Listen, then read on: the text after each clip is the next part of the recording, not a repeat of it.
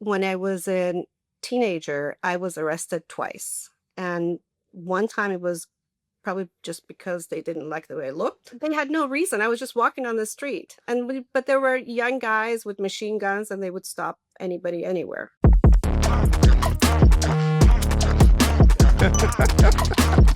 So, Shireen, I would love to start with your background because to me it was an impressive, kind of crazy story. I think that I kind of came from nothing to something, but yours was not an easy journey at all. So maybe a little bit of the background of that. You had to leave home all on your own at 17, I think, because of Yes. conditions you saw there in Iran in childhood, right? Yes. Well, thanks for having me. And definitely, I was born and raised in Iran, and I was born to a loving family, youngest of five. And life was normal, peaceful until revolution happened, the chaos of the Islamic Republic.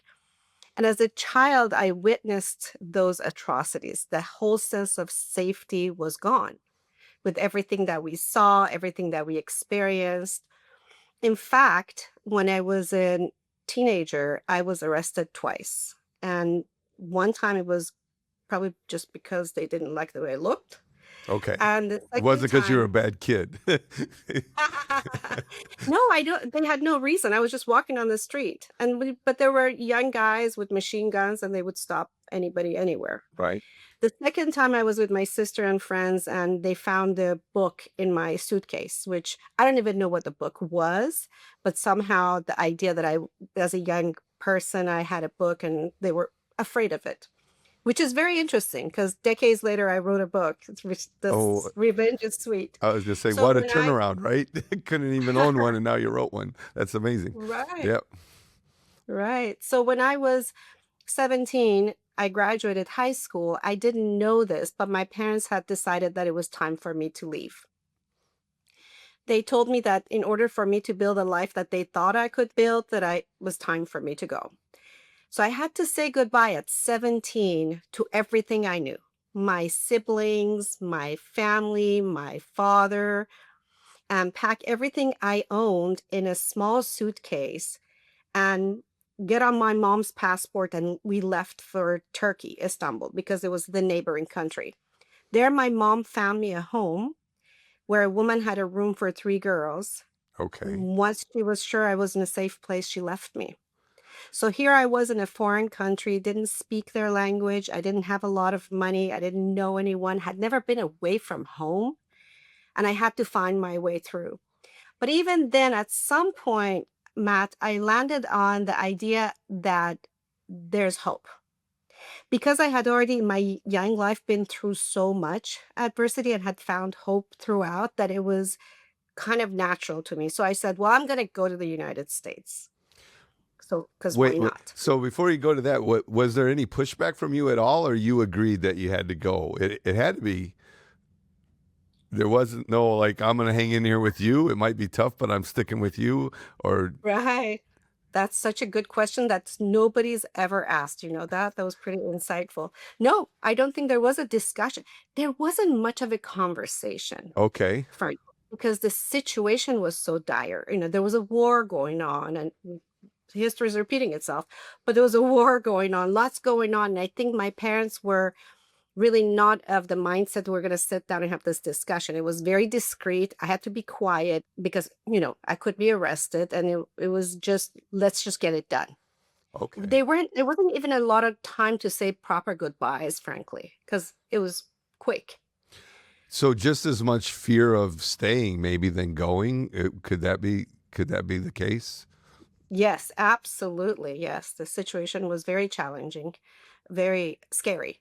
And then Istanbul, you spent how long there before you got the opportunity to come to the U.S.? So in Istanbul was less than a year. And Okay. really I focused, we used as my family, used anybody we knew anywhere in the United States, in the world. And it ended up being that somebody that knew, I went to a special school in Iran for gifted and talented. So they knew of that. We found a person in the United States that knew about it and so on. Because of that, I ended up finding my way to the United States, and I landed at LAX, and I was super excited, but I was in more or less the same situation. I didn't have parents. In fact, I think I didn't see my dad for 10 years after I I left. was gonna ask, did you stay in communication with them or, um Absolutely. I mean, back then there were no cell phones, unfortunately, right? right? So letters, and I was very, very close to my dad. My dad was my idol. He still is. He's passed on since, but we found ways to stay connected. Of course, unfortunately, not as frequently as you would like, and not as much as a, 17, 18-year-old child needs. But so when I was in the United States, I ended up finding a way to survive, and that was to work as a cashier at a gas station. Okay. This gas station was not in the nicest areas near Los Angeles, so much so that it was bulletproof. So we would have to get in there and have deadbolts and would lock it, and everything was bulletproof except for a little drawer with a little slit that we were trained not to even put our hand in it because from the other side somebody could grab it. That was sort of the environment that I was in. Not the American dream quite yet, huh? Yes, I have to say I was demoralized. I felt lonely often. I felt hopeless, all of those things. And did you know English or have to learn English? So you learn English as a second language in Iran, Okay. but not conversationally. So my grammar was excellent, but learning how to speak it well, I was obviously I spoke it, but not as well, or understanding people was more challenging. It took some time to land on just the right sense of, how to be conversational with it. But so even at some point at that gas station, and I think I even remember the day, I decided that maybe the idea that I was unfortunate to be seated here at this cashier's booth needed me to have a change in perspective, a Okay. change in point of view. And so I thought, maybe I'm not unfortunate. Maybe I'm fortunate. Now I can do something. And so I decided someday I was going to run a big company. I remember I was reading my calculus book because I was going to school full time. And a gentleman walked up to me and he took one look at my book and said, "What are you studying?" And I said, "Calculus." And he said, "What are you going to do when you grow up?" I said, "Oh, I'm going to run a big company." Great He answer. laughed at me and said, "Good luck with that. You sitting here as a young girl, as poor girl, clearly at a gas station." But that is what I believed. I knew I was going to run a big company. I even printed business cards as a cashier because it was so ingrained in me that that was going to be my North Star. And it was because of that North Star I ended up making decisions in life that obviously decades later I was a CFO, then I become an entrepreneur. And in that journey, I ended up leading a company to $1 billion. That's amazing. It's amazing that you believed it that early too. And thought like I I have learned a long time ago, that w you thinking that you can accomplish it is step one, right? You're not going to accomplish things that Yeah. you don't think you can do, usually. Yes. Um, Yes. but to think that big so young in a new country, that's pretty amazing.